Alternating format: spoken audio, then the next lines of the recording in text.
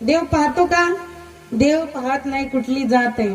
आमची आई काय म्हणता तिला तुम्ही? माया. हा, माया आजी. हा, मायाच आहे खरंच. महाराज घरी बोलवलं, मला सांगितलं आज मी जी नऊवारी तुला देईन तीच नेसायची. मी म्हटलं आज आपली पैठणी गुंडाळून ठेवलेली.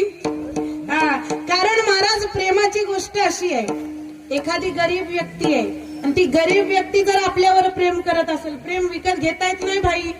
प्रेम करोडात बसत नाही, अजिबात बसत. प्रेम कुठंच मावत नाही. अहो, प्रेमाचं उत्तम उदाहरण तुम्हाला सांगू. भगवान ज्या वेळेला शांतीदूत बनून गेला कुठं? हस्तिनापूरला. कौरवांचं 56 भोगाचं जेवण सोडून कौरवांचं सगळं सोडलं. का? प्रेम नाहीये. आणि उद्धवाला भगवान परमात्मा म्हणतो, उद्धवजी चलो विदुरा घर जाए, दुर्योधन का मेवा त्यागो, साग विदुर घर खाई, उद्धवजी चलो विदुरा घर जाए. असं सर्वांचं प्रेम असणार आहे. हे पण त्यांनीच घातले.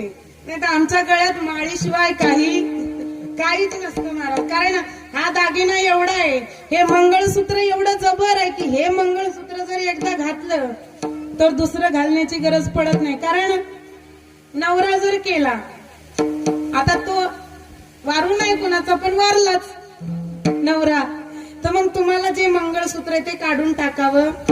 मग काळे मणी घालता येत नाही.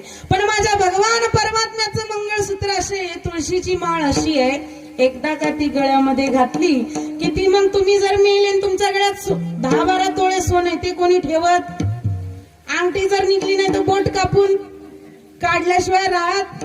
आपण ही माळ अशी आहे महाराज, ही कुणी काढतच नाही. एवढं सगळ्यांचं असो.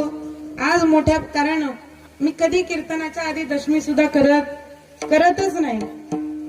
तिच्या घरामध्ये गेले, चहा घेतला, कारण माझं मन म्हणलं का जो पंढरीचा वारकरी आहे मी त्याची नातेवाईक आहे.